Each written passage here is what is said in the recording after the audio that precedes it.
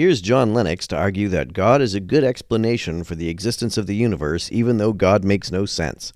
Let's come to that first question, which has interested me because it's become a great focus recently, both in North America and Britain and in Europe. Everybody's talking about it. I thought I'd left it behind in Russia. And that's the question, who created God?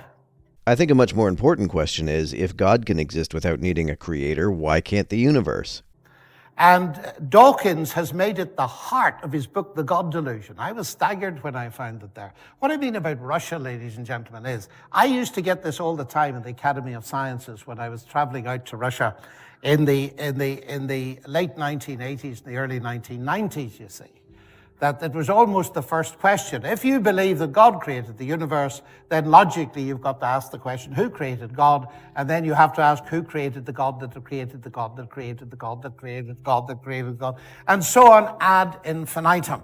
You might say that the universe needs a creator because it's contingent and God is not, but how do you know the universe is contingent? If you say it's because it had a beginning, well, that's debated by physicists. And since the universe is the space-time continuum, the universe has existed as far back as time goes, even if there was a time before the Big Bang. So the only way that the universe could have a beginning is if time itself has a beginning. But if time itself has a beginning, then everything does, including God. Nothing has existed for an eternity if there hasn't been an eternity. And that was the end of God, of course. And that's exactly what Dawkins says in The God Delusion. Well, let's analyze it for a moment. Who created God? If you ask that question, it shows you've immediately categorized God as created.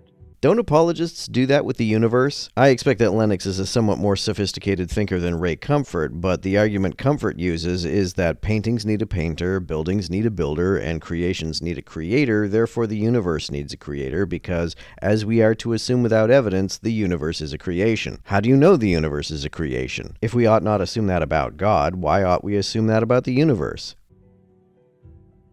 So you're talking about a created God. Now, you imagine if Richard Dawkins had written a book called The Created God's Delusion. I don't think many people would have bought it, because I don't need him to tell me that created gods are a delusion. We usually call them idols, incidentally. See, the thing about idol worshippers is that they often don't understand that they are worshiping something they themselves have created. But you see, this question, this question is extremely interesting because it's an illustration of a question that already rules out the explanation that's most likely to be true. Just like the question of what created the universe does. Because the Christian claim is that God wasn't created. So why can't it be the case that the universe wasn't created? So if God was uncreated, in the beginning was the Word, and I'm coming to your 3-in-1 now, and I'm bringing it in obliquely. In the beginning was the Word was with God, and the Word was God. The passage says, in the beginning God created the heavens and the earth. How do we know this is true? And if it is true, how do we know the rest of the universe didn't already exist and is as uncreated as God allegedly is? He already was. The universe is the space-time continuum, so whenever there is time, by definition, there is a universe. So any time God already was is a time when the universe also already was. So the central Christian claim is, and in Judaism and Islam, of course, equally, is that God is eternal.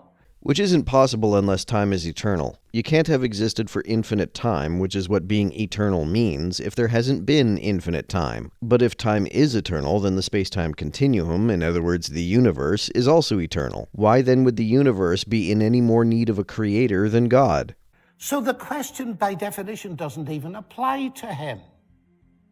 And that's immensely important.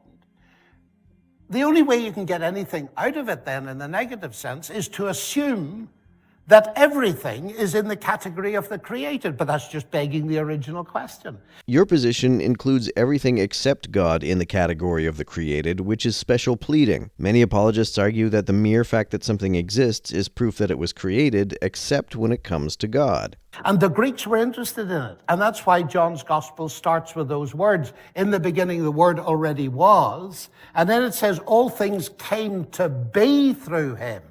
That seems like an awfully important piece of information about Jesus. It's kind of weird that the 3 earlier gospel authors made no mention of it. Did Matthew, Mark, and Luke not know about this? If they didn't, how did John find out about it? If they did know about it, why would they leave something like that out of their gospels? It seems to me like the simplest explanation for this passage in John is that the author of John made it up. The Greeks were interested in the question of 2 categories: the things that came to be, the created things, and the things that already were. And the question resolves down to this: is there a thing or a being that never came to be? Well, anything that never exists also never came to be, and God clearly falls into that category. And that is the Christian claim, and he's called God. But there's a little codicil to this, you see. Richard Dawkins, and I had a debate with him on this very topic in Oxford, and I said to him, Richard, you say that who created God is a legitimate question. I don't think it is, but let me assume now that it is. You believe that the universe created you. So I beg leave now to ask you, using your own question, who created your creator? Just as you don't believe that God had a creator, I don't believe the universe had a creator. If God doesn't need a creator, why does the universe? I'm waiting still for the answer. I was talking to about 1,000 scientists, and a man came up to me afterwards, a physicist, and he said, that was very interesting, all that talk about God, but he said, do you know, I detect you're a Christian. And I said, you're... Very astute gentleman. Yeah. Well, that's what I said. I said, you're pretty sharp. And he said, come off it, he said. Now look, as a Christian, you're obliged to believe that God is a triunity, that Jesus was God and man.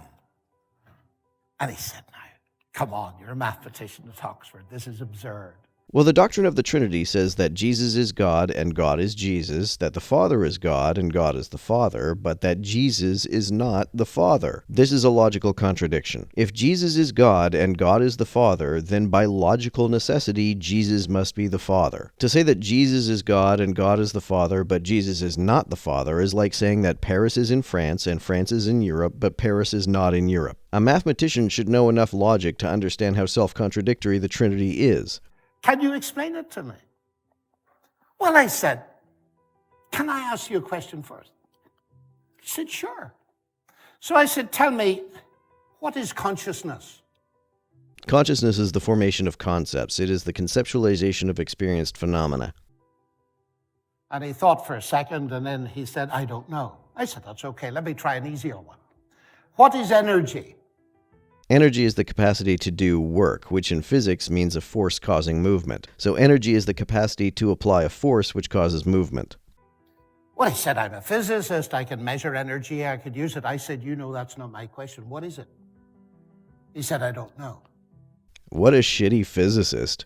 Oh, I said, that's very interesting. You don't know. Tell me, I said, do you believe in consciousness?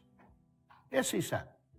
Do you believe in energy? Yes, he said. So I said, you believe in these two things, you don't know what they are. His beliefs are a lot like theism then. Theists believe in a God without having any coherent concept of what that God is. I said, should I write you off as an intellectual? I would.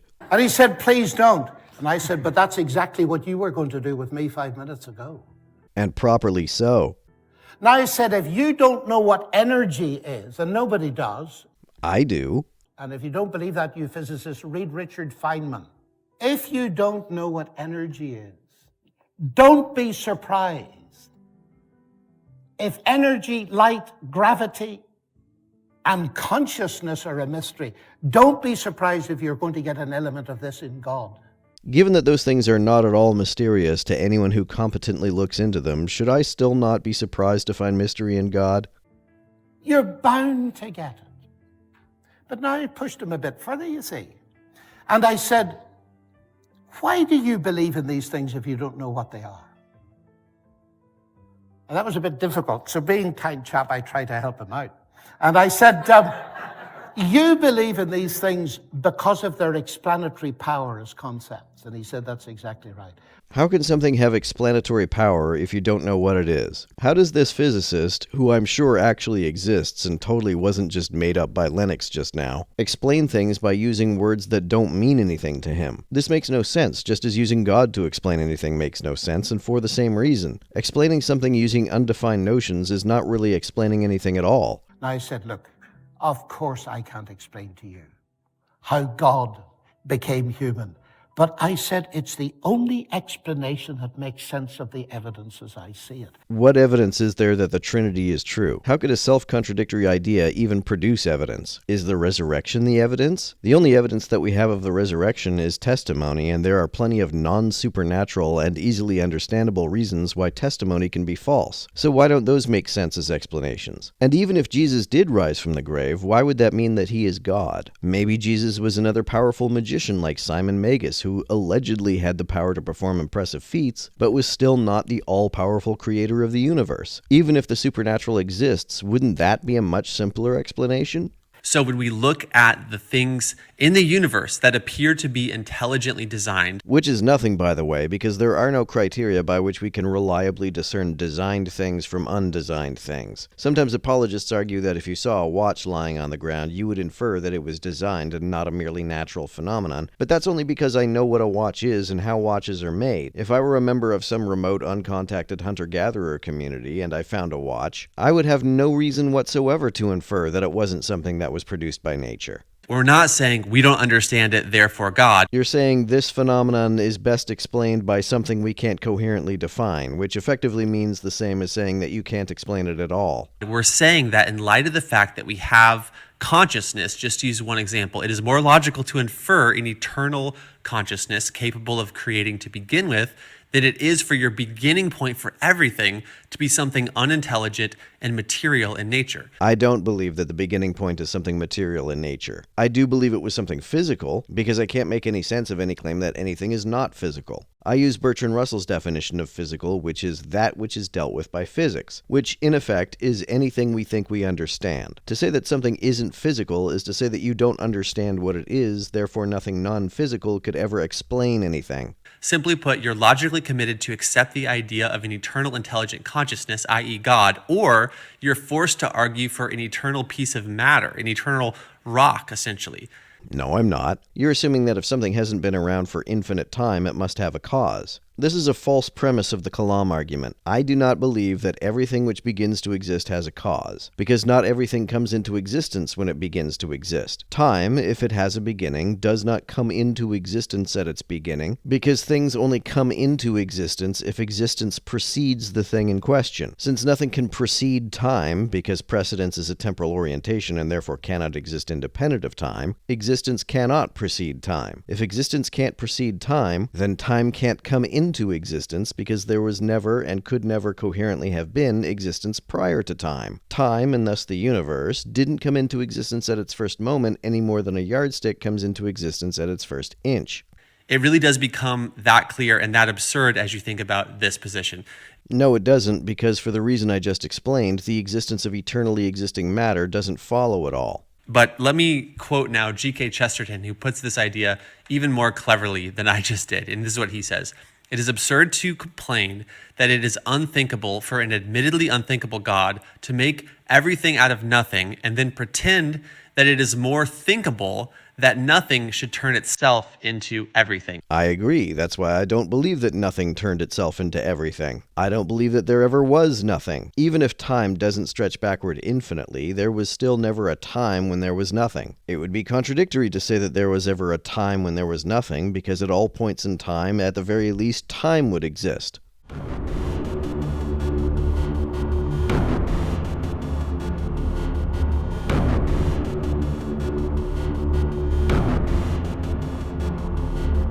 To everyone who helps me out on Patreon, you're a big help. Thanks so much.